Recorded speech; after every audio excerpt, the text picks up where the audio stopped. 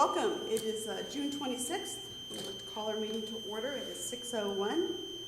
Roll call. Present. Present. Present. Okay, thank you. I did get a text from Leslie. She's stuck in a meeting. She'll be here late, so just want to put that on the record, please, Mrs. Hahn. All right, Pledge of Allegiance. Joe Holt is going to lead us in our Pledge of Allegiance tonight. Allegiance to the flag of the United States of America and to the republic for which it stands, one nation, under God, indivisible, with liberty and justice for all. Thank you.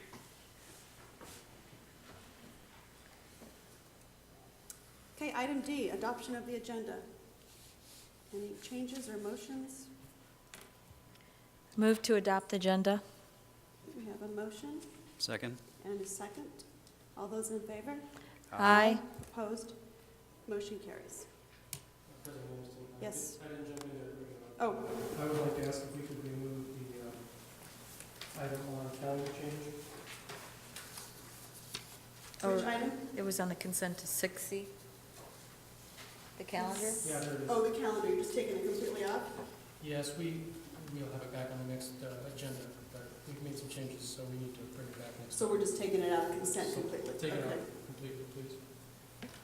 Do we need to re-motion then? I suggest whoever makes a motion to approve the consent does so without that item. Okay, Yes. okay. Thank you, Mr. Rockwell. All right.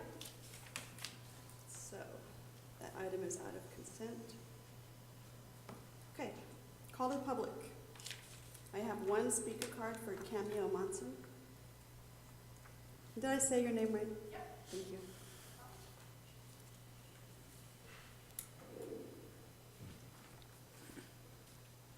Members of the board and Dr. Chestnut, I am grateful for the opportunity to be here tonight to speak with you and for all of the work that you do in our district. Please forgive me if my thoughts are a little jumbled. I threw them down on a piece of paper as I sat there, and sometimes my writing is difficult to read. I am here tonight to ask you to consider to table your vote on the renting of the Desert Wind upper floor to Menta, and to utilize communication venues to educate parents on this option before moving forward. Many parents like myself are likely to be concerned with this rental agreement until they are better able to feel their child is appropriately separated from Menta and to remain safe. Menta would be required to enter the lower level of Desert Winds to reach the stairs to the upper level. Parents will want to know before the decision is made how this and other separation will be handled. As a parent of a child who has been treated and is treated for depression and anxiety, and who has been bullied on the Desert Wind campus, my husband and I are concerned about the rental of the upper floor of Desert Wind to Menta. We feel that it may cause him and others in his same position undue stress, especially if we are not given the opportunity to be appropriately educated, and to give the board our input on the subject. Please utilize phone calls and emails to contact the public in order to collect data on the public opinion before voting on this topic. Thank you. Okay, seeing that there's no other speaker cards, we'll move on with our superintendent's report.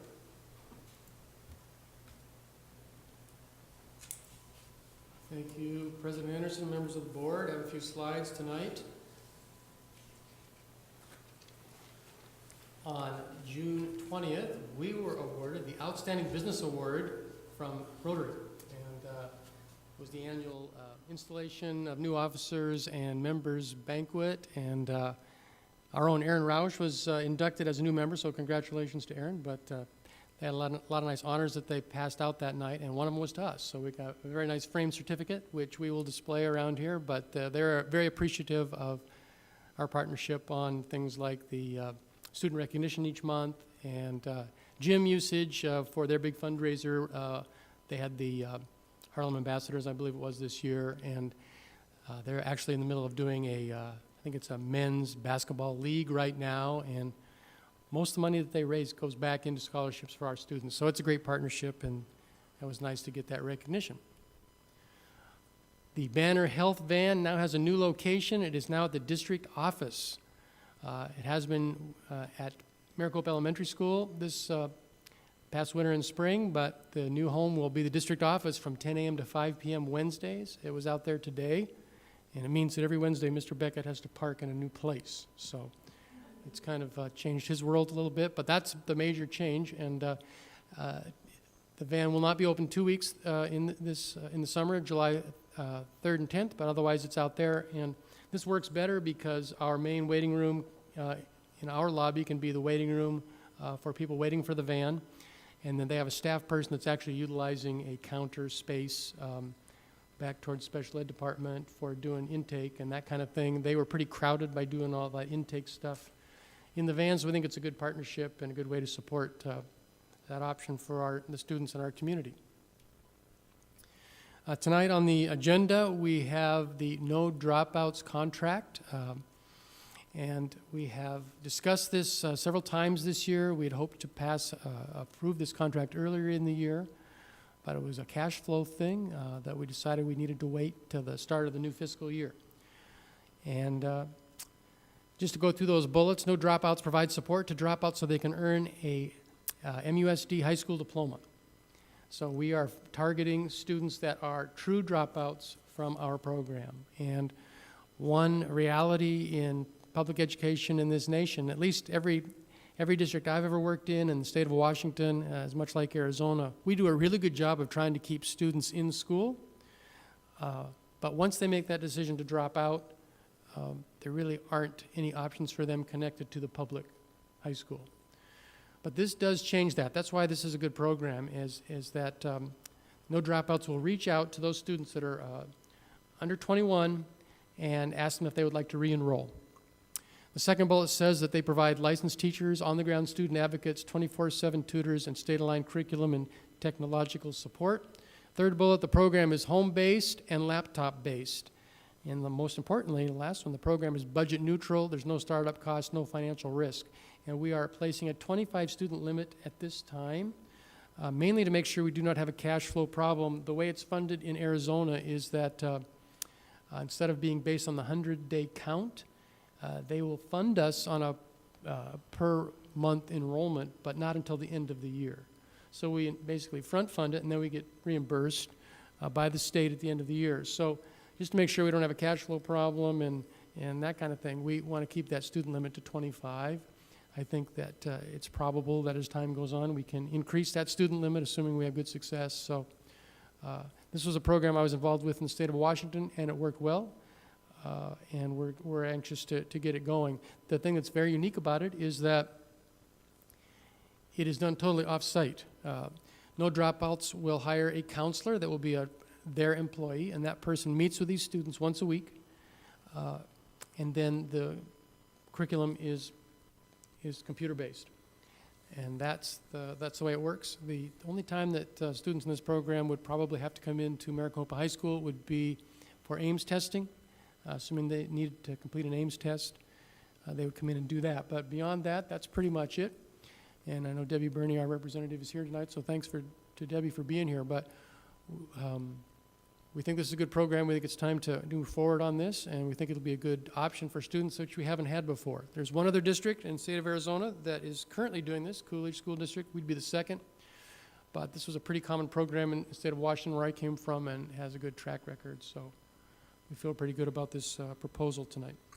How many students will be candidates for this program?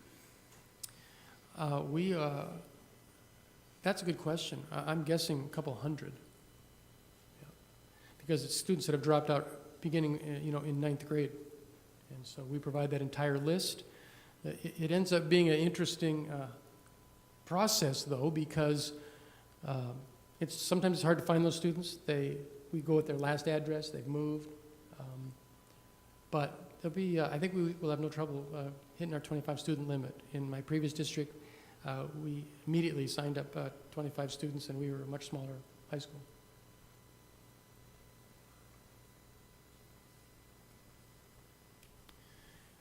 The charter school project is moving forward. As you know, at our last regular meeting in June, the board authorized 6 charters for 2013-14.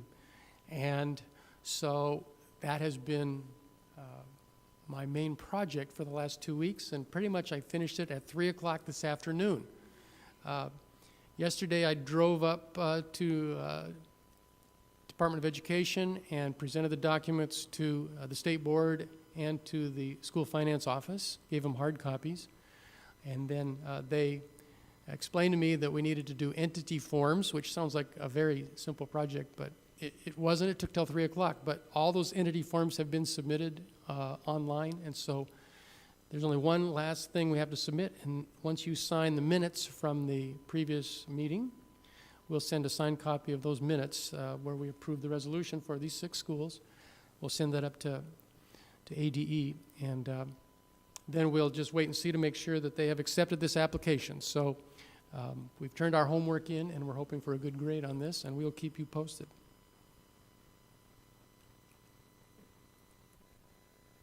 We will be interviewing for the Desert Wind Middle School principal position tomorrow, and I'm leading that interview team. There's 6 other people, Desert Wind staff members helping with that. Actually, 5 Desert Wind staff members and Eva Safronic, principal at Santa Rosa, will be helping with that interview process. We had 28 applicants. We had a very good applicant pool. And we'll be interviewing 5. All of them have administrative experience of at least 3 years. Many of them have been principals for more than 3 years, in some cases many more. So we have a wide range of really good candidates. We're very excited to interview them.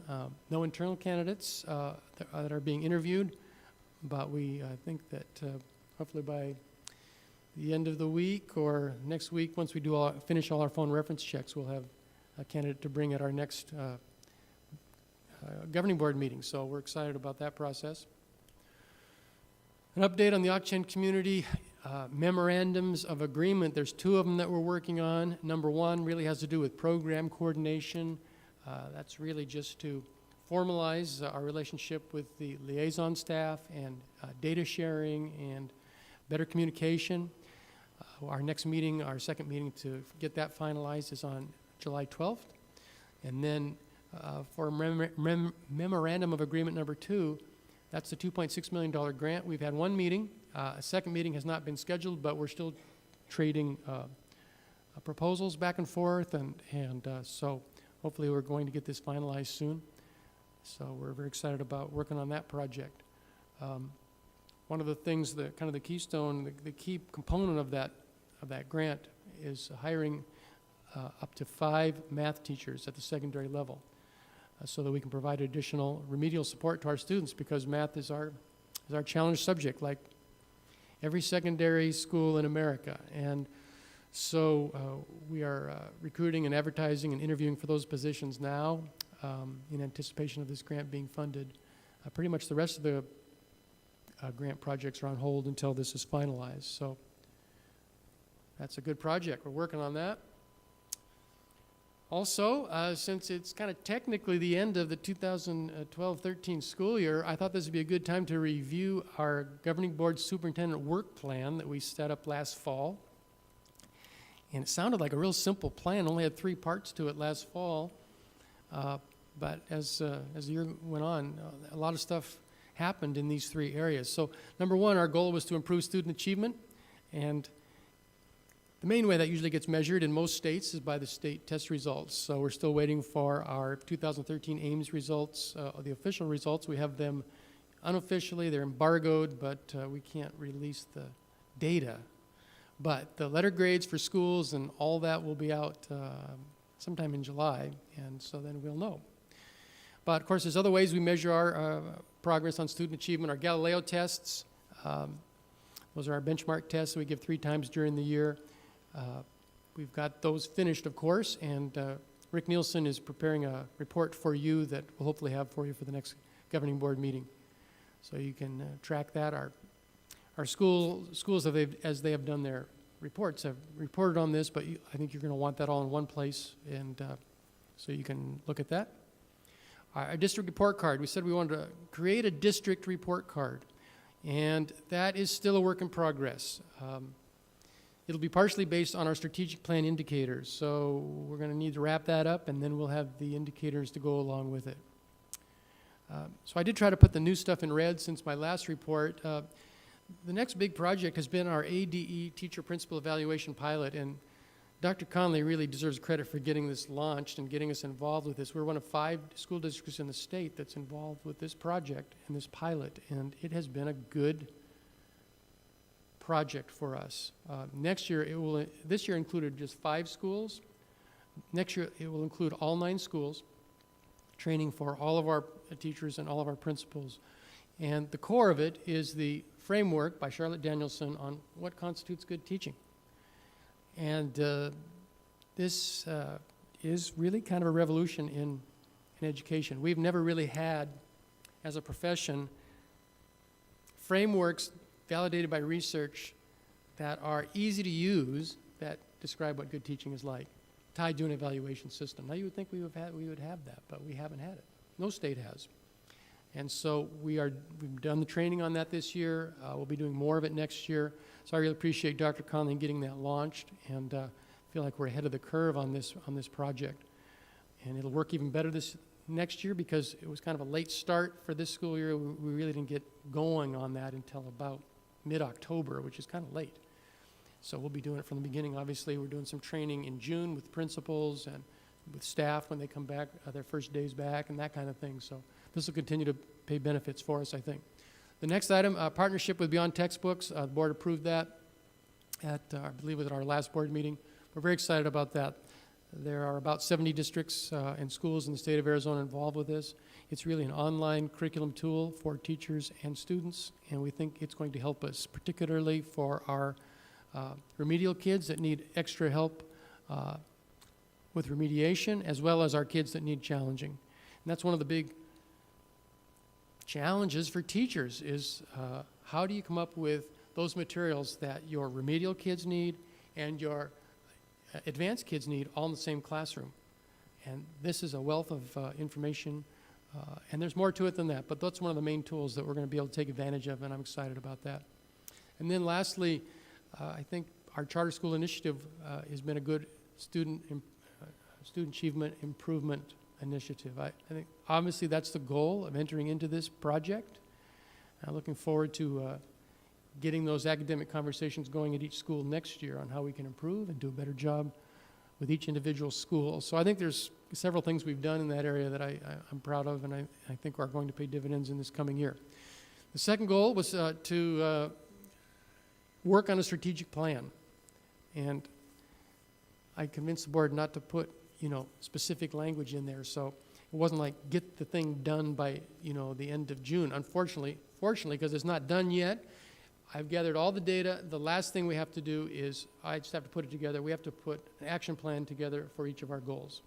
We have 4 or 5 goals that we focused on, and then I'll bring all that stuff back, and planning to bring that back in August.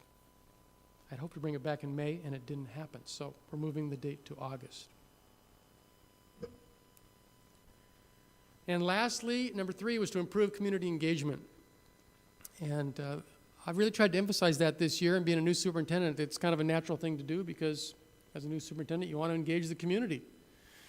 So stuff in black is stuff that I've reported in the past. The red stuff is kind of the updated information. We're doing our 3rd quarterly. We've done 3 quarterly newsletters. We do our 4th one. We published 1st of July. And then a parent coffee. I'm planning to have one in July. I think there's a lot of questions about charter schools, for example, so I'll get that publicized, get information out. Working with the Maricopa Education Foundation and some other partners on a community survey. We're hoping we can do a community survey just to find out the perceptions of our school district, and you'll be hearing more about that. That's kind of still in the planning stages.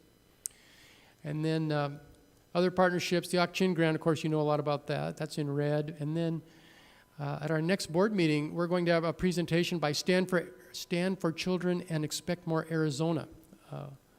Will be here, and think that'll be good. So a lot of different groups that I've met with this year, and I've enjoyed meeting a lot of those people with all those organizations and tried to improve that partnership in each case, and how all those players can help us get our job done, because we can't do it alone. And then the bottom line, another thing that I'm proud of is that we were able to establish a meet and confer committee. The board approved policy language in that regard last fall. Tom Beckett did a really nice job of heading up that committee and getting our meet and confer process rolling, and it's, I think, very productive to have a formal way for all staff to have input into issues of salary, working conditions, professionalism, improving teaching and learning and that kind of thing, and to do that in a formal and systematized way. So Tom did a great job with that committee. We're looking forward to having that committee move forward next year and continue to meet, and we'll continue to share their feedback to you. And the committee ended on a very positive note because Tom convinced them to be the judges for the Best of the Best awards. And so that was a kind of a committee that could do everything. So that's an update on the work plan, and that's all I have. That's it. Thank you. All right, that brings us to our governing board member reports. Board members? Why don't you go ahead and start? Okay, I'll start. Friday, I did attend Arizona School Board Association Board of Directors meeting, and then there was a conference on Saturday. So it was, it's always good to meet with other school board members from around the state and find out what are some issues that we have in common and how can we come together to solve those issues for the greater good of our students moving our district forward. So it was very informative. Of course, money always continues to be a topic. So it's very, very interesting, and I've learned a lot being able to share information from other board members. So that's what I did all weekend. I was there Saturday, too. Other than that, the conference was very informative. A couple of the breakout sessions, it was really interesting to see some of the reports that'll be coming out. I don't think it's out yet, but we'll be getting a copy of the minority report from Pamphilio. But it is, President Anderson is correct in saying it's really a wonderful opportunity for board members to get out there and continue our education and networking to find out. There's a lot of districts out there that have similar challenges, and they've been able to find solutions. And so for us not to have to reinvent the wheel sometimes, just to grab something and tweak it to fit our district, it's a very beneficial, and I'm very appreciative that I am allowed to attend these conferences. Just to jump in on that, let me explain. Saturday's conference was majority-minority, and it was focused on minority students and how do we further bringing everybody up together. So it was very, very interesting, and actually one of our fellow board members from Chandler walked in, so Dave, welcome. He helped organize the conference, and it was very informative to understand the data. And when the report comes out, it's embargoed right now, but it'll influence some policies and some different techniques that districts can use. So it was very, very informative. That's it. That's all I got. Mr. Bartle? Okay. Moving forward, that brings us to our Nope. information work study. Don't skip over Maria. I know. Exceptional Students Program.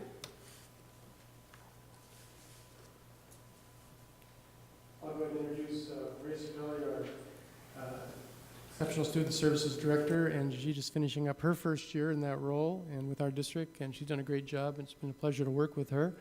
And I asked her to come just give an overview of her program. It's a big program, and a lot of students involved, a lot of really good work being done, and I'll just turn it over to Maria. President Anderson, members of the board, thank you for allowing me to be here this evening and give you just kind of an overview of what we've got going on here. Lots of really good things going on here in Maricopa, especially in our special ed world, and I just kind of want to highlight some of the things that I find exciting here. We do have a developmental preschool. It is located at Santa Rosa and Saddleback. It's for our 3 to 5-year-olds, and we try to do everything in that program in an inclusive type model. So our therapists come in and work with the students in the classroom instead of pulling out. And so the kids get a really rich environment with play and speech therapy and OT and PT, and all of those things come in and work together. We also try to put typical peer role models in there, so that way they have peers to look up to who are using correct language or using they're typically developing, so that they have something to look up to, something to emulate that is a typically developing peer. We do keep those classrooms licensed by the Arizona Department of Health Services as well. We also have resource and inclusion services at all of our campuses. That's for our students that just need a little bit of extra support. They can mostly participate in the general ed setting, maybe need some modifications, some specially designed instruction for reading, math, writing, those kinds of things. Our related services are also available on all campuses. That includes our speech therapy, our occupational therapy, physical therapy, adapted PE, and our counseling services. We have 2 behavioral counselors on staff that work with our EDP classrooms, and then go out and work with the classrooms on the other campuses for students that may need a little extra support. I am very excited about our ABC classroom. Dr. Marshall started that before she left, and we have students kindergarten, first and second. And it's for those kiddos that have come in and they're not quite ready to be in school, and maybe they have some behaviors, not quite sure how to be a student. So they come into that classroom, it's very structured. We teach them how to sit, how to have social skills, how to be appropriate in a classroom. And I am proud to say that we have more than half of those students out in the gen ed for more than half of the school day. And those were students who were hitting other students, biting teachers, those kinds of things in kinder and first. So it's been really successful, and I'm hoping we can expand that. We do have our EDP program. It's for our students that have emotional and behavioral disabilities. And we have an elementary, middle school, and high school level. Our elementary is located at Santa Cruz, our middle school is at Desert Wind, and our high school is on the high school campus. We do try to keep those classrooms to a maximum of 12 students so that the students really get that individual attention, and we can really focus on their specific behaviors and teaching behavior management and replacement behaviors. Our structured academic skills classroom is really for our kindergarten through 6. Typically, our students in there are students that have a diagnosis of autism, but not all students in there have an autism diagnosis. It is for students who have more of a communication delay and they need some additional support and more structure than they can get just being in the gen ed environment with the resource support. We do have our functional and life skills development. That's our elementary and middle school. Those are our kiddos that have some developmental cognitive delays. So in addition to working on some academics, we're also working on some life skills, some social skills, those kinds of things to help them be successful. We call it something a little different at the high school. We call it life and functional skills, and we switch that because by the time they get to the high school, we're really focusing on how can they be successful in life. So we're looking at those transition skills, what do they need to be successful in the community, and we're really trying to beef that up and make some more partnerships. Mr. Irving has been phenomenal with us this year, trying to help us get some partnerships and get those kids out in the community and doing some things that they'll be able to do once high school's over, because college may or may not be in the future for those kiddos, and we want them to have success and be contributing members of our community as well. That was a quick and brief overview of what we've got going on here. I love being in Maricopa. I think we have wonderful teachers here, and I just see the potential for growing and continuing to get better. Did you have any questions? I have a question. Okay. Thank you. You're First of welcome. all, I appreciate the overview. The middle school students, are they at both middle schools, or do you, the ones that are the behavior modification, are they at both middle schools, or do they go to one school? That program is housed at Desert Wind. At Desert Wind, okay. Mm-hmm. And then the preschool special ed classes. Mm-hmm. Let me clarify, the state only pays for preschool if they are a special ed student. Correct. Okay, so then we do have preschool for those students who want to, or not students, parents who want to pay to enroll in preschool.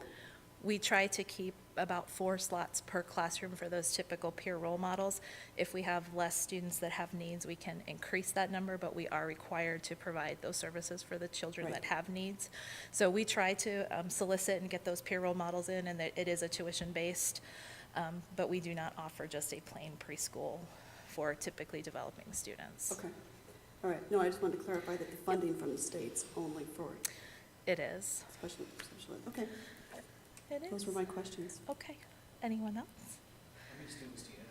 Programs, and what percentage of the district, and how does that compare to regionally or statewide? We have, our census count this year was 817. I believe we ended the school year with a little bit more than that. We're looking at about to be 14, around 14% is kind of where we hover as we ebb and flow, and that is over the national and the state average. It's usually they target it to be around 10%. So we are a little high, but we can't help what comes in our doors. We just welcome them and do what we need to do. Keep up the good work. Thank you. Anyone else? No? Any other questions? Thank you. Thank you. All right, now we'll move on to consent agenda. I move that we accept and approve items A and B on the consent and table item C. Okay, so we have a motion for consent agenda with A and B. I'll second. Okay, we have a motion and a second. All those in favor? Opposed? Motion carries.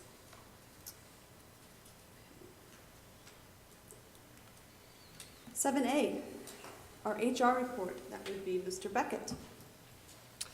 Thank you, President Anderson, members of the governing board. You have in front of you tonight our personnel schedule.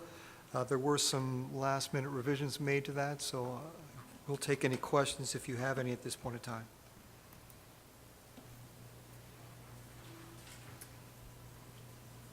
Mr. Beckett, on the changes you made, did you reflect that on the budget implications where it says potential savings? Yes, I did. It was already on there, the one that, It the ones was. that were taken out? Okay.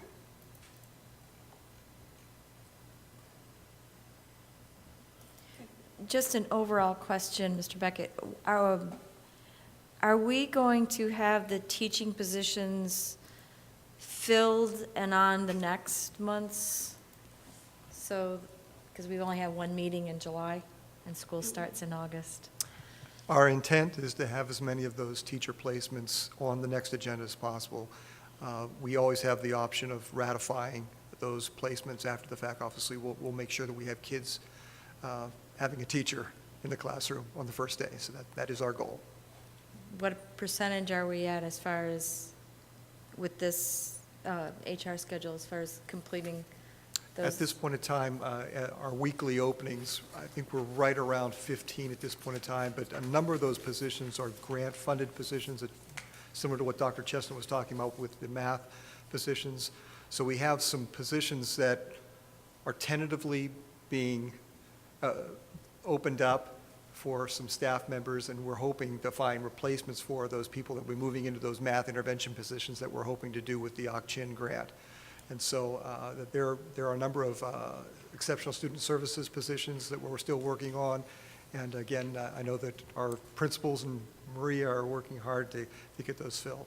But we always are anticipatory that we're going to be ready for the beginning of the school year, though. And seeing that we currently we're down one principal, are you handling the interviews and the hiring process for Desert Wind Middle School for the teaching positions that are open there? I am not actually. Mr. Bogle, Channing Bogle, has been doing a terrific job out there. And once again, I believe we're in good shape at Desert Wind at this point. Thank you, Mr. Beckett. You're welcome. Any other questions for Mr. Beckett? Okay, any motions, discussion? I move that we approve the HR schedule. We have a motion and a second. Any discussion? Okay, all those in favor? Aye. Opposed? Motion carries. Thank you, Mr. Beckett. Thank you. 7B, discuss and approve the master services agreement with the American Academy. Dr. Chestnut? I kind of did my overview already. This is funded really as a flow-through model. The revenue we receive from the state of Arizona for these students would basically be passed on to no dropouts on a monthly billing cycle. And so there are no startup costs. We don't feel like there's any financial risk. We think it'll help those students that could really use some help. And my experience with this program is that a lot of the kids that enroll don't end up getting their high school diploma, but some of them do. But what it does is that it restarts them and kind of re-sparks them and makes them realize, probably because they've been sitting on the couch for 6 months and realize that dropping out isn't the greatest thing in the world to do. They can get back in that academic mode and then develop a plan eventually to get the GED or get into community college or make a transition that is good for them in a positive academic way. And in some cases that includes finishing up that high school diploma, because there's a few students that are fairly close and it is within reach, but many of our dropouts, it's not within reach, but it's still a worthy endeavor and feel like it can help a lot of kids in our community. Success ratio to be? As far as high school graduation, low. At least it's been my experience in my previous district. You know, maybe 5% would be where we would end up with high school graduation. So in reality, this is a way to re-engage kids. I mean, obviously the goal would be to have all of them finish that high school diploma, but we're talking about kids that maybe have dropped out with 1 or 2 credits completed, you know, out of the 22 that they need. So in some cases it's not realistic necessarily, but ideally we would have a number of high school graduates that we wouldn't otherwise have. So clarify for me what the objective is if it's not high school graduation. It would be to get kids involved in the earning of credits and the development of a plan to move on to the next phase of their life. Community colleges don't necessarily require a high school diploma, so that's an option that they have. Some of the kids haven't considered a GED for whatever reason, and so that's the goal, is to get them re-engaged in the learning process and setting some goals for themselves. Let me ask the question a different way. Including the GED, high school graduation, whatever we're defining as success, what is a typical success rate that the program has? What did you experience in Washington? We've got 25 kids this year. If our only objective is high school graduation and we expect one of the 25, then that's probably not worthy of the program, right? But Right. There's more to it than that, so. Right. Yeah, I was just thinking in terms of high school diploma. Yeah, our experience in Washington, we had 25 to 30 kids enrolled during the time that I was there, and that year we only had, my last year there, we only had 1 graduate, but we probably had, 5 or 6 or 7 that went on to either get a GED, went into community college, something like that. So 20, 25, 30% of some kids moving on to the next level. And if you're dealing with hardcore dropout kids, I mean, that's a pretty good level of success. I'm just quoting from past experience. I don't know what the national statistics are for this program, but that has been my experience. Dr. Chestnut, we do have a director here from American Academy. Maybe she can provide some of the answers for Mr. Sure. Bartle. Debbie, you want to take a shot at If you don't that? mind, Debbie? Is that all right? Am I okay. Yeah, sure. Come on up. Introduce yourself and. I'm Debbie Burney, and I'm with the American Academy. We're also known as No Dropouts. And we're a division of the American Academy. Something that's changed, Dr. Chestnut, since you used the program is that we've added a tiered intervention with our students. And so they're monitored weekly for their progress, both with completing assignments and passing assignments. And if they're not making progress that week, they're immediately put into a tiered intervention. And since we've done that, we've seen a 386% increase in the number of students that progress month to month.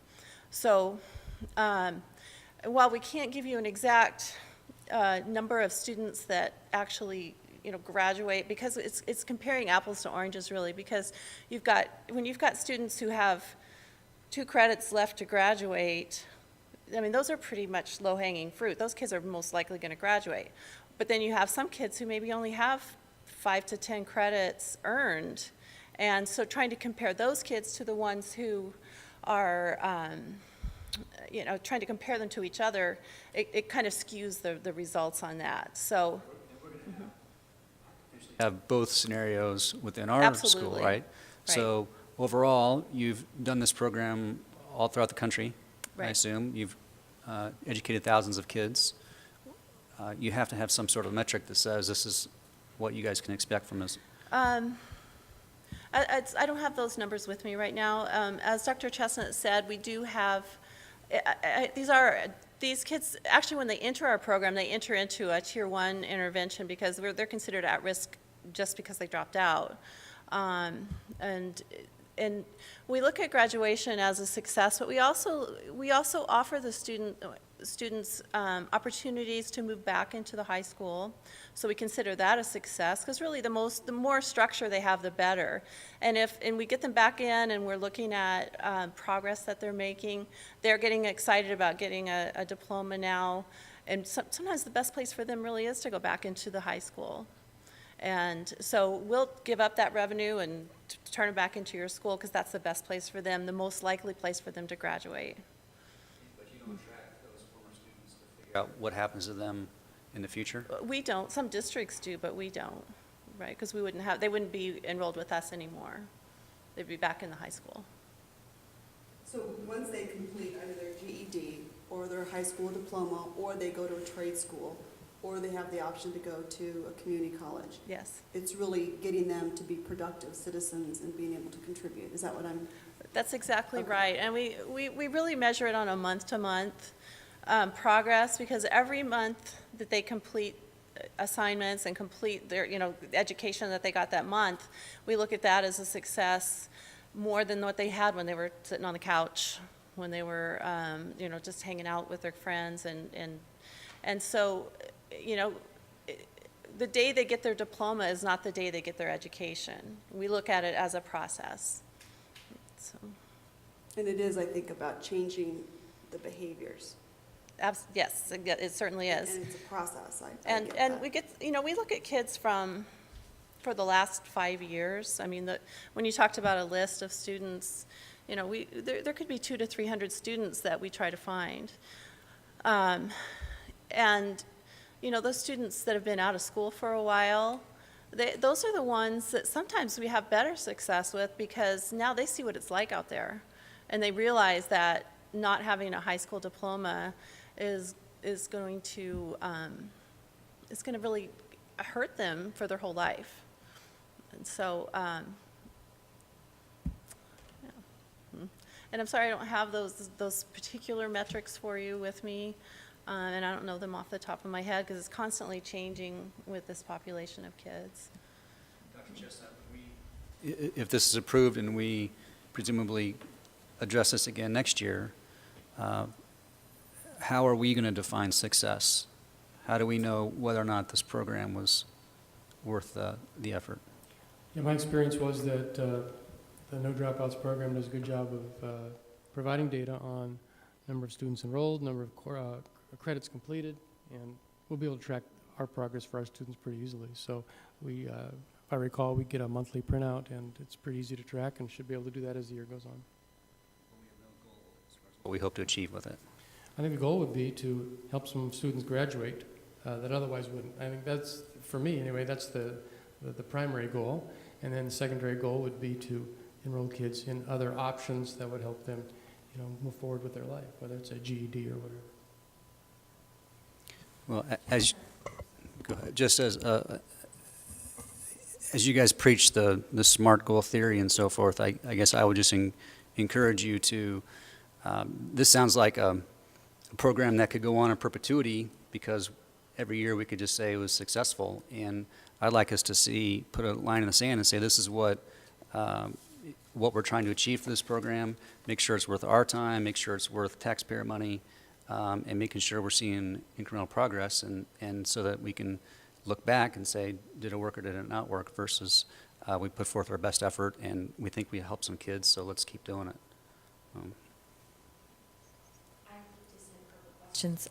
The students that are enrolled in this No Dropouts program, are they then considered students of MUSD, and we have to report their scores as part of our student base? Yes. Okay. And what about, then how is that? We don't evaluate the teachers, the instructors for this program, correct? Correct. Okay. So we have really no way of saying whether or not this program is working for those students based on the instruction. Well, we'll be able to see the results as far as kids earning credits and that kind of thing. The curriculum is standards-based curriculum, and it's a good online curriculum. I don't think the curriculum necessarily is a problem. It's the main problem is that we have students that often need remedial help, as Debbie talked about, and they're doing it in an online format. I think one thing that can help us, in my previous district, we enrolled these students in our alternative high school program, and that's one of the things that I would like to do next year is establish a committee to look at alternative high school options. We don't, since Maricopa Online is not available anymore, we really don't have an alternative track, and I think ideally we would have an alternative secondary program of some type, and our no dropout students could be enrolled in that program. But in the meantime, yes, they would be considered students at Maricopa High School for state accountability purposes, even though they won't be setting foot in the building. Okay, and with Common Core coming, this is probably a question for you. Are they implementing all the Common Core practices in these programs then? Requirements for an Arizona diploma are included in that. And I do need to add something to what you just said, Dr. Chestnut. There's a law that went into effect last summer in July of 2012, outlining what has to be included for a dropout recovery program in order to receive the funding in the way that it's set up on a monthly basis. And part of that is that these students fall under the alternative accountability rules, and so they will be considered a separate school. It will be set up as an alternative school. So what that means is that we've got 3 years of data collecting. So it's not going to affect, as far as your letter grade and your accountability, for 3 years it won't affect your district on that, as it's set up as a different entity. So, Okay. yeah. No, that's good to know. I like the fact that anytime we can engage those students who are becoming delinquents or have the potential because they're not involved in anything, I like it. I know that our counselors have been overwhelmed and haven't been able to reach out to the students who have dropped out and left. So I like the potential and the idea that we could possibly serve this population and bring them up to being constructive citizens. And that's one of the things that our mentors, they're assigned 2 mentors. Each student is assigned a local mentor that works with them, works with them on the social services side of it, and then they have an academic mentor that they communicate with online. And that, with those 2, working with them, they're not just working toward a diploma, but they're working beyond a diploma. So they work with them on goal setting beyond their diploma so that they have a reason to get a diploma, not just get a diploma. So they talk about their dreams with them, about what they want to accomplish in their life. So it's just so much more than, you got to get to graduation. And I just know from my own experience with my own child, getting her graduated from high school last year, we looked beyond that, and that's what really got her through those last few difficult months. And so we see that with our students as well. On page 24 on the fee schedule, could you clarify for us the, under the DR intensive and DR high risk, the maximum monthly fee, which is the base monthly plus the options? If you look on I have it on page 24. I'm looking on my iPad here. Those are advocacy categories, and those categories will only apply to you after you go over 50 students, and that's an option for you. But if you're under 50 students, you'll just be billed for the standard. And if you have You can mix these. So you may have most of your students standard, I'm talking about once you go over 50. And you may have just a small group of students, or even just one, who, or actually it would be up to 10, who need more intensive attention from their advocate.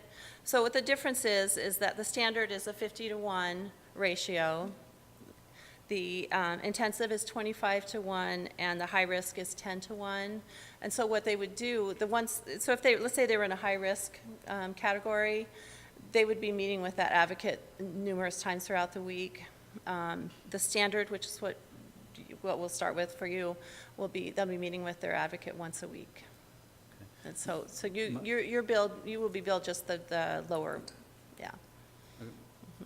My question simply is the options are included for those programs. Yes. But yet the maximum monthly fee is higher than the base, so that's what has me a little confused. We don't go past the maximum annual rate.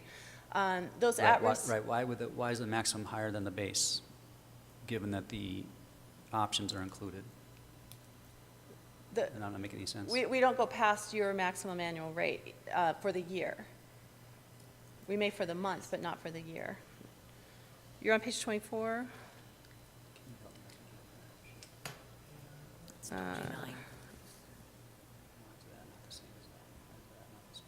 It's page 29. I wonder if I have a different, It's on 29 on ours. 29? Okay, Yeah. that makes more sense. In the standard column, the base monthly fee is $549. The options listed are a laptop computer, which is included. So the maximum monthly fee, which includes the options, is $549. Right. That makes sense to me. The next two columns, $636 plus the included laptop yields a maximum monthly of $681. Right. And then $781 to $836. So I'm just trying to figure out why there's the maximum is higher than the base on two of those three columns. Okay, so when we get to a point where we reach that $4,195.27, that's the maximum that we'll be billing, no matter what category they're in. So, So up until that point, if they are intensive, you're going to be billing monthly $681 till you get to that $41.95? Yes, right. Per student? right. Okay. And the state reimburses the $41.95, isn't that, that's the funding we get from the state per Yes. high school student? Yes. So it's a break even? Yes. Okay. Still taxpayer money.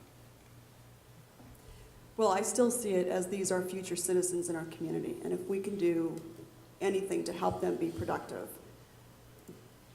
then I like us to take the initiative. I'm not arguing with the concept. Okay. I'm just saying it's not money from the money tree. We have to be cognizant of that. So I just have one final comment, and that is on what I have is page 25.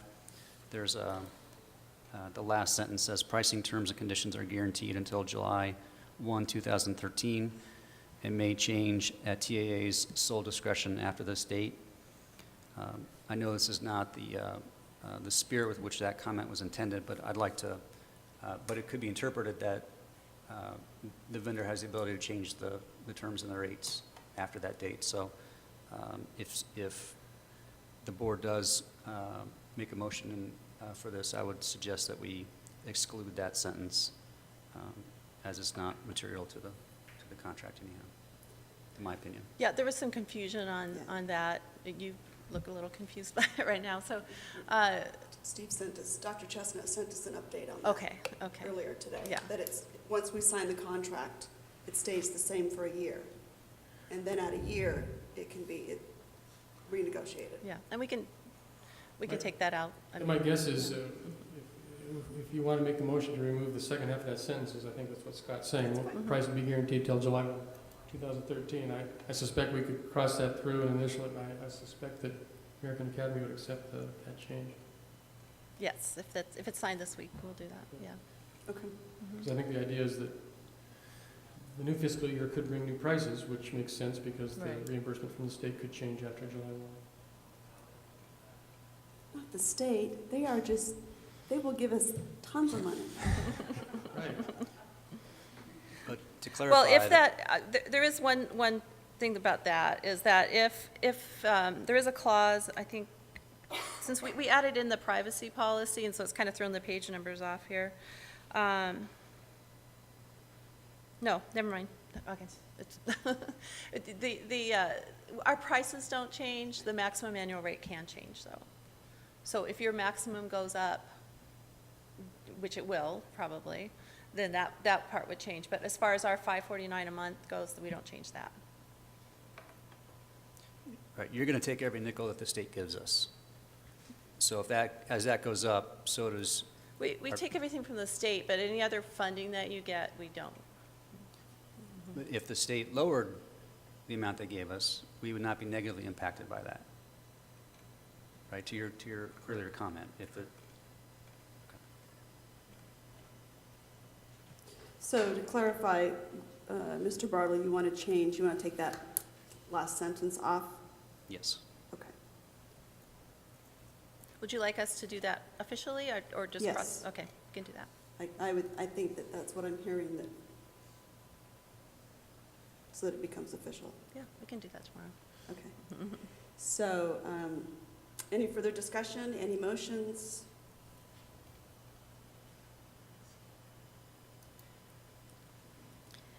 I move that we approve the agreement with the American Academy, the no dropout programs, with the amended suggestion by Board Member Bartle. Okay, we have a motion. Is there a second?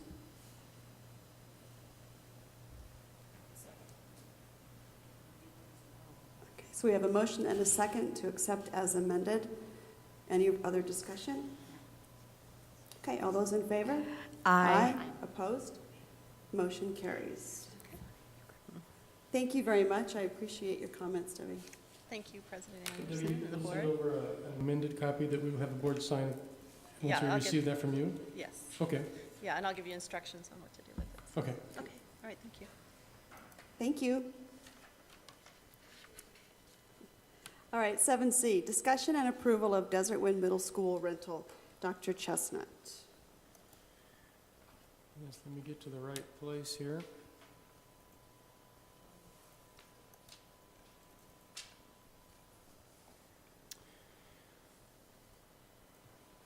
As you know, we've been talking with the Menta Group about the possibility of renting space from us this year. And Mr. Roush has been working with that group and talking to them about their needs and desires and that kind of thing. We considered Desert Wind, we considered Maricopa Wells, we considered, they even looked at Santa Cruz, but we told them that really wasn't, they shouldn't have bothered looking there because we weren't going to consider using Santa Cruz. But it was really between the two middle schools. They requested the use of Desert Wind because they bring in a lot of students from Casa Grande, and that's a little closer for bus transportation.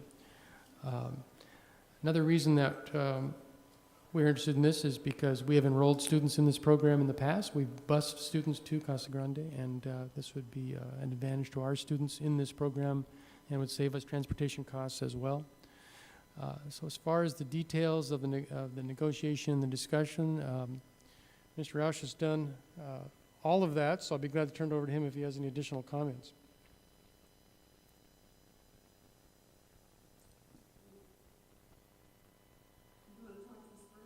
You want to just ask questions?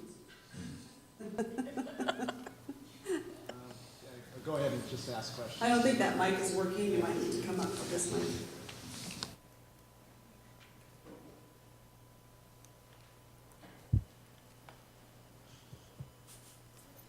Hello, Mr. Roush. Thank you. Yes, I'm available to answer any additional questions. I think, I can go a little bit more of an overview. It's up to you. You know, why don't you do an overview? Okay. If that's That's okay. fine. Okay, and then Okay. we can formulate our questions. To start out with, the conversation with Menta started a couple years ago with Dr. Marshall. Menta group has been in the special ed educational business for over 20 years, my understanding. They're based out of Chicago. They have at least 3 campuses here, I believe, in the state.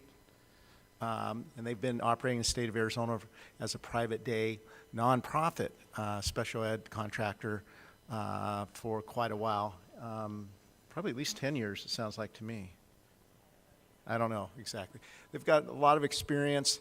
This is what they do. They're an organization that deals with special ed students, and they do it very successfully. In the winter, Dr. Chestnut, Ms. Sapali, and Dr. Conley went and visited one of the facilities in, I believe, Yelm District. So they analyzed the educational facilities and the work that they did to reinforce that is something that the district might be interested in. We didn't have space at that time, and they were interested in some space. They operate mostly in other school districts, buildings that are non-occupied, my understanding, throughout most of their campuses, which they have 3 or more here, and they have several in the Illinois area, my understanding. They're experts in the field, and Maria can talk about that more than I can. They're very interested in, again, since we have 4 to 7 kids in their program and potentially some space, they were interested in potentially coming to Maricopa. They've been interested for a couple years, as I've said. How the program works is that it's like a private day. It's a private day school, and we contract with them, and we also contract with another one, ACES, and we would hope to just contract with Menta to save that amount of travel and cost also. As far as what the good things that come about this is it keeps our kids in the community. They're not on a bus for as long. Obviously, the expense, our less transportation expense. And we're with our transportation revenues, we're at the peak. It's called the Transportation Revenue Control Limit, and we're at the peak. So anything that we save, we're still going to get the consistent revenue. So anything that we save just will decrease the transportation cost that comes out of M&O. So in this case, we conservatively estimated that we'd save at least $20,000, probably more in transportation costs, and then just wear and tear on a bus. So that's one good aspect. The other aspect is obviously from the point of view of Dr. Chestnut, Dr. Conley, and Ms. Bali, it's a good thing for kids, and she can comment on that more than I can. We do have space that we are not using. We still will pay for upkeep of that space. We moved kids to the 6th grade, so we have space upstairs in the Desert Winds Middle School. We will be conditioning that space at a higher amount in the summer and a lower amount in the winter, but it's still part of our overall cost of the space. So anything additional revenue that would come in really is a net gain for us. We anticipate, if this is approved, renting about 13,000 square feet of space. We use the class site fund as a rate per that the state does. They analyze the rate, and they analyze the cost of our buildings higher than we did and pass on to our facility rental users on a daily basis. I just want to point that out. So it's a higher amount. And we put another 9% on top of that. So we anticipated about $7.20 a square foot. That would become to about $93,000 for 13,000 square feet. They haven't absolutely determined on that's the amount. I've worked with one of our business attorneys, Curtis Chipman, who you know, on the potential memorandum of understanding or agreement or lease agreement if this is approved. So we have all the legal criteria that needs to be in there. They would bring $15 million of liability insurance. They've been doing this for quite a long time, so they know how to interact with schools, public schools, and private daycare carriers. I guess Mrs. Sapali would have a better understanding of that than I would. We would provide some custodial, which I figure about two to 3 hours a day. So our cost of, we would gain $93,000 of potential revenue that we wouldn't have. We would have some expenses, probably a little bit higher utility cost, 6 or 7, or maybe up to $10,000 a year. So that would be, you know, if you, and our custodial costs may cost about up to, I'd say 6 up to 10.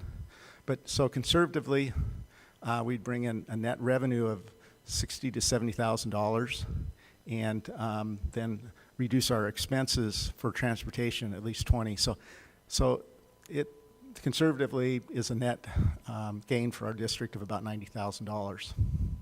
So, sure. Marsh? What is the deadline for this contract? When does it have to be signed? They would like it to start July 15th. So we potentially have another board meeting on July 10th that we could discuss this further. Mhm. And the only reason I'm asking is because I do know that Dr. Marshall started this process a couple years ago. But it sounds like after hearing call to the public that maybe parents want more information. Because one thing that we have not had is we haven't had anybody from Menta come and present and talk about what is the program. I know that, you know, Maria spoke a little bit about it.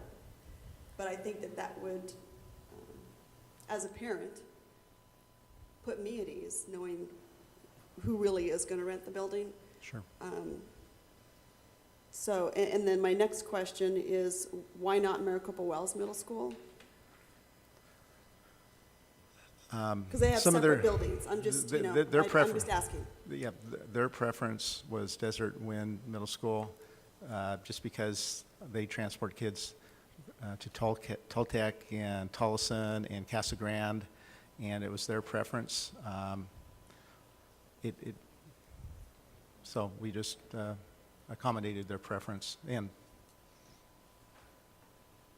I have some of the same concerns, why we would interact these kids in a Desert Wind school when we have Maricopa Wells that does have their separate buildings where the interaction would be lessened.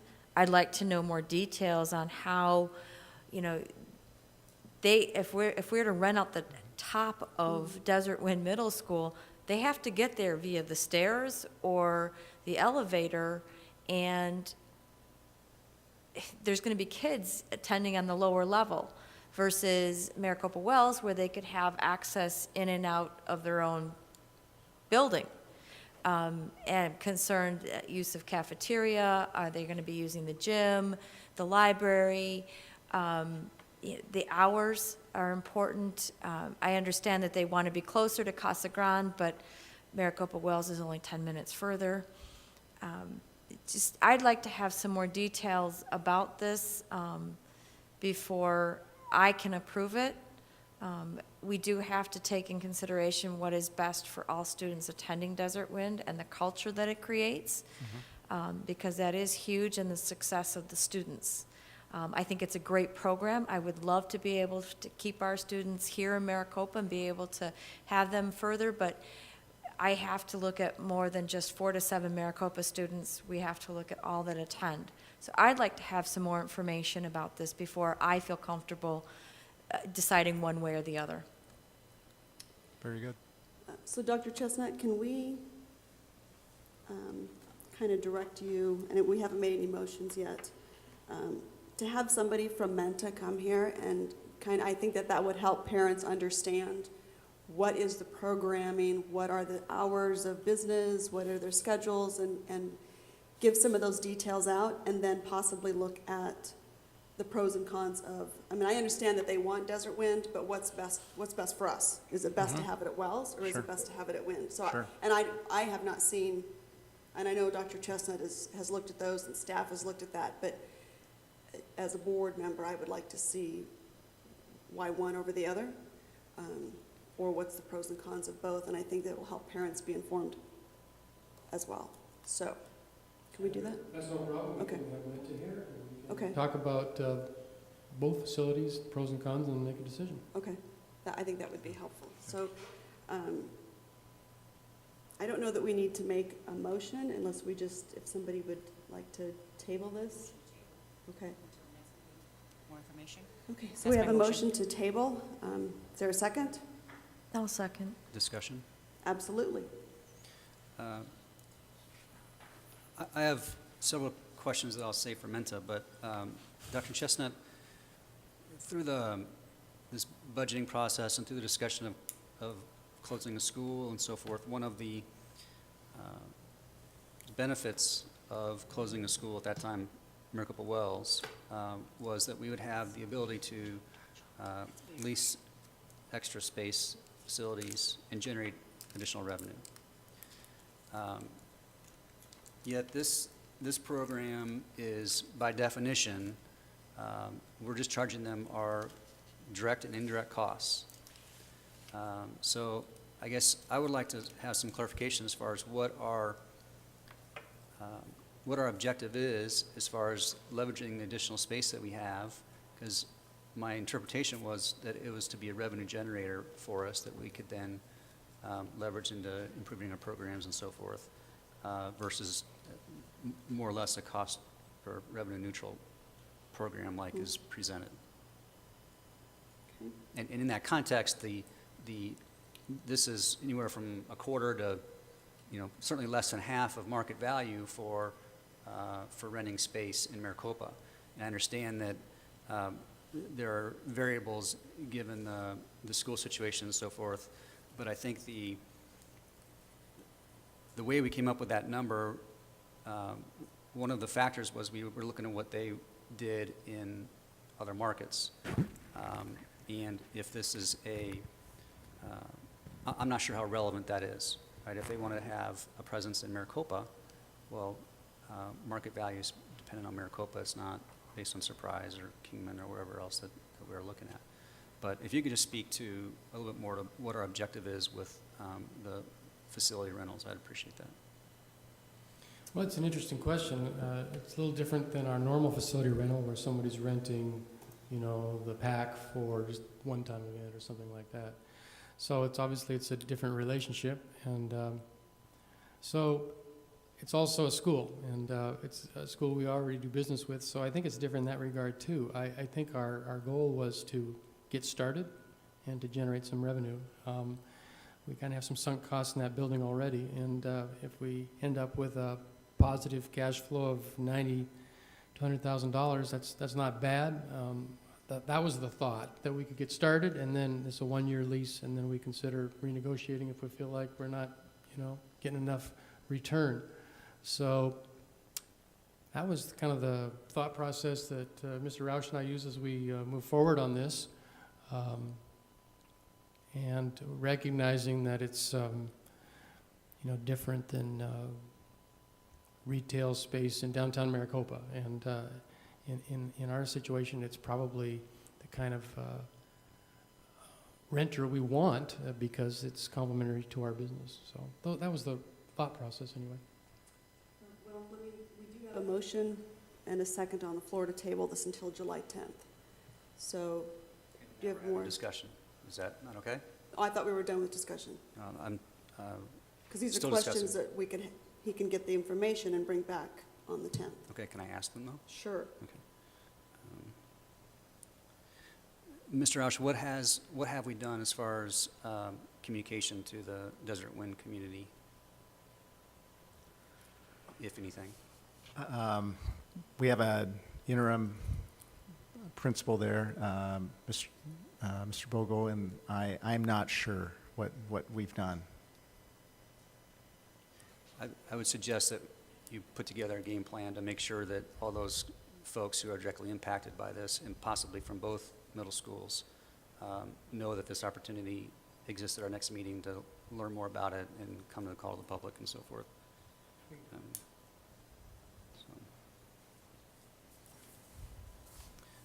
Also, I would appreciate seeing a draft of the lease. If you're asking us to approve that, then obviously we need to see that language. So thank you. Thank you, Mr. Bartle. Those were good points. Okay, so we have a motion and a second to table item 7C until the July 10th meeting with a list of questions and information that we would like to see. Okay? Any other discussion? Okay. So all those in favor? Aye. Opposed? Motion carries, so that item is tabled until the July 10th meeting. Thank you. All right, Mr. Roush, don't go too far away. 7D, discussion and approval of the 2014 proposed budget. Dr. Chestnut and Mr. Roush. President Anderson, members of the board, and Dr. Chestnut, as is customary for Arizona school districts, we have to go over a proposed budget and then do an adoption. So I bring to you the proposed budget, which again is proposed, and we do it theoretically on a high nature. So we want to make sure that in the state of Arizona, when you do a proposed budget, if you do it very conservatively and you get more revenue, you can't come back and ask for more if it's over the proposed budget. So we always estimate high is the smart thing to do. So I just want to make sure everybody understands that. So we also got our worksheets last week and prepared this within about one day because the legislature, as you remember, kind of lagged a little bit. And then another variable is that we are putting in charter schools. So we had to take those variables and put it in this proposed budget. So this will change. We know this will change, and it's probably quite a bit higher than that might come out. So with that, the proposed general budget limit is about $32 million, $31,917, and that is in the M&O budget, maintenance and operations, which is $31,917. Even though the state changed the unrestricted and soft capital designations, they didn't do it for their budgets. So it's called District Additional Assistance, but ADE and the Auditor General didn't change their designations for the worksheets and the forms that we use, so that's why it's called right now Unrestricted Capital Budget. And just because of the way that we would get additional funding, we may potentially get another $4 million or more dollars. Federal projects, those are the Title I, Special Ed, Federal IDEA, the Title II, Title III, Impact Aid. We have 21st Century Grants, and the Career and Tech federal monies. And we always kind of budget a little bit high because we don't know exactly, a lot of those budgets aren't even finalized yet. So we think it'll be about $4.8 million in the revenue piece. Impact Aid, we're budgeting all the revenue potentially in the limit category. And then again, in the budgeted expenditures, 31.9 in unrestricted capital, or the real name is District Additional Assistance, 4.4 million. And that's kind of the front page of the document that you have. The proposed budget, you will potentially approve it, but really all the language says that you need to certify. So that's why you have to sign for it. So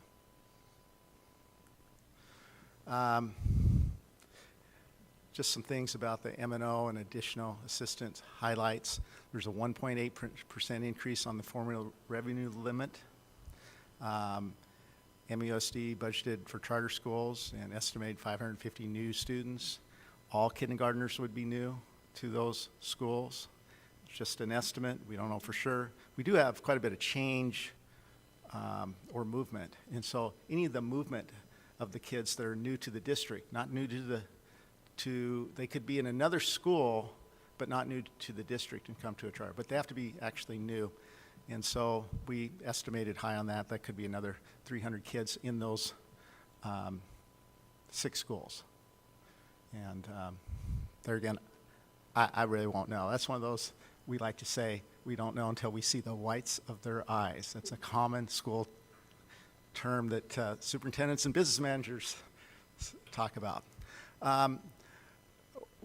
We're going to be fortunate that we think we're proposing to pass on all the 1.8% increase to the base of the salary for everyone.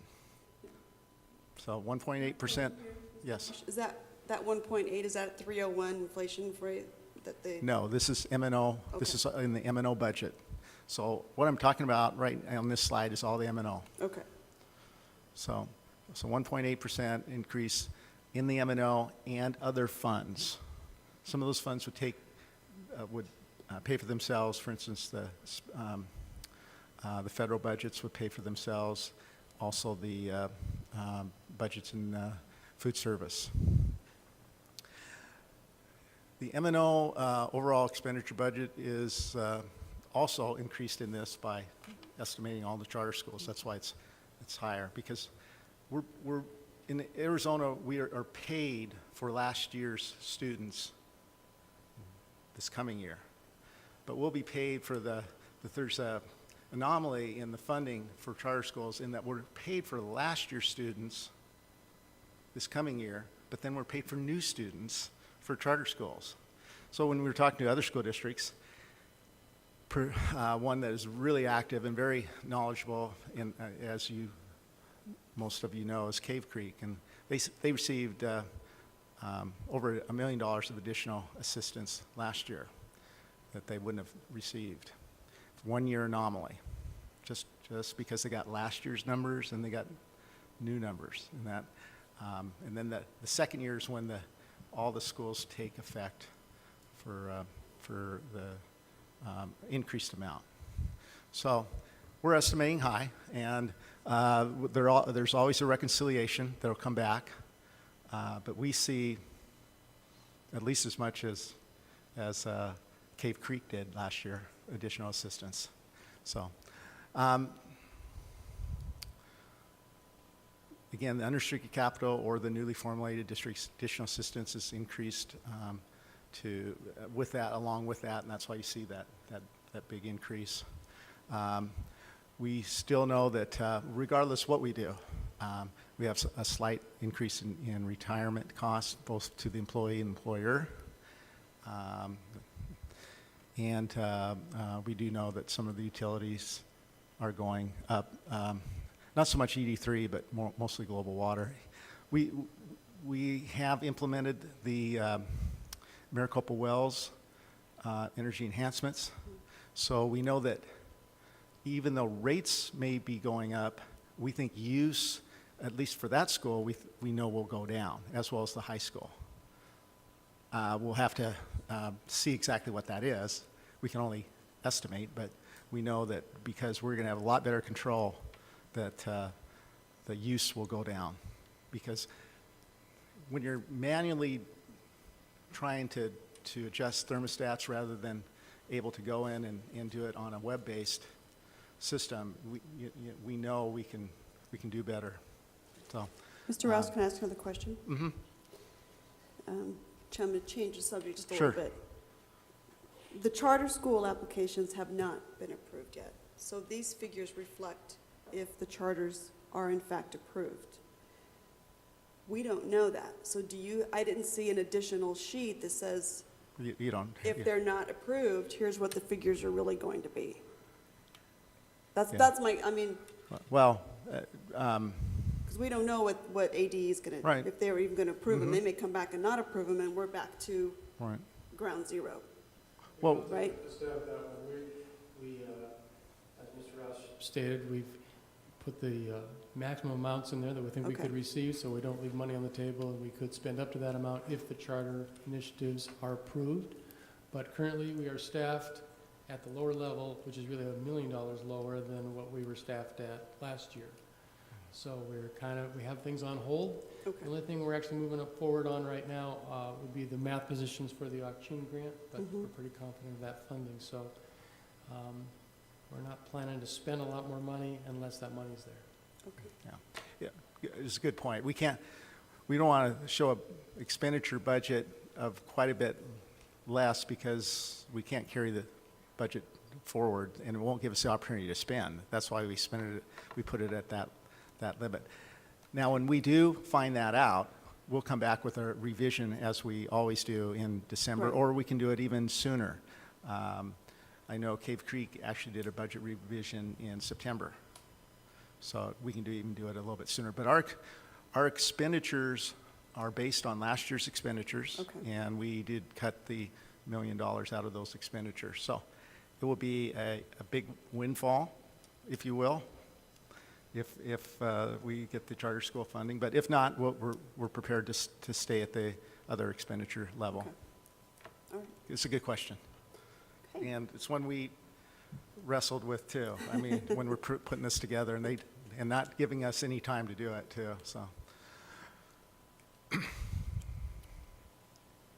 Other fund and budgetary highlights, again, and we don't, most budgets are sequestered by 5%.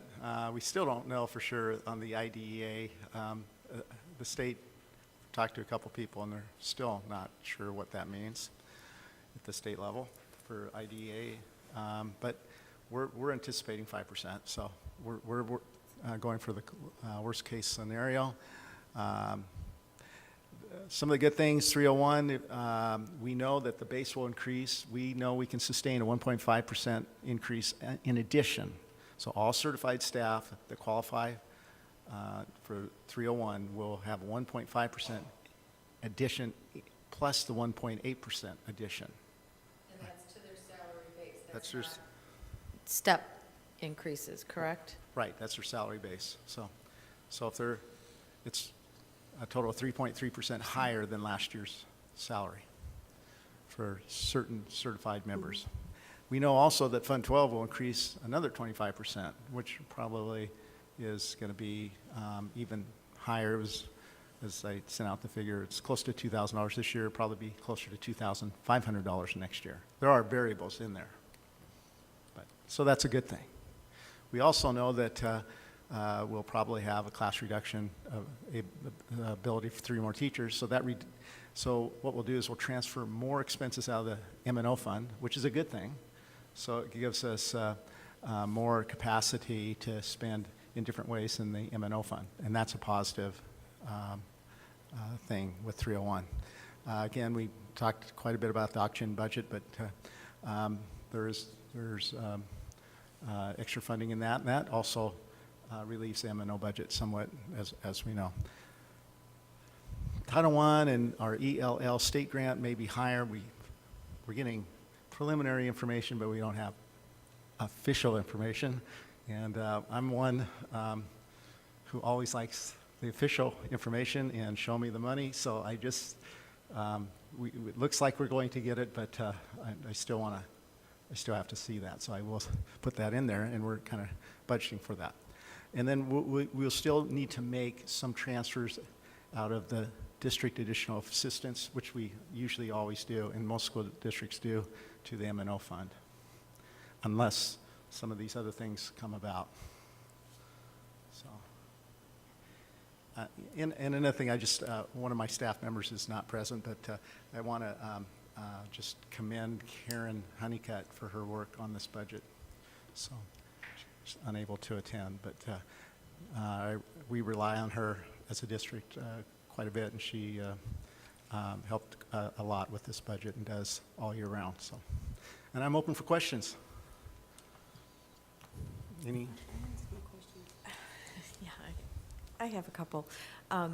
The Budget Committee had made recommendations, step increases, and are we not, this was cut out of it then, just the salary increase across the board for the salary base for the M&O?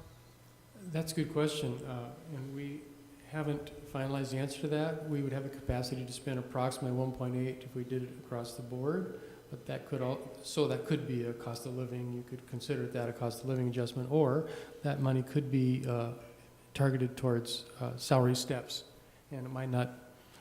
We haven't crunched that number yet, exactly how that would translate, if that would be a full salary step or not. But actually, I think that that is what we should do. That would be my recommendation to the board, that we would fund that salary step or 3/4 of a step, whatever it is that we can afford to do with those funds. I think that would be preferable to a across-the-board cost of living adjustment.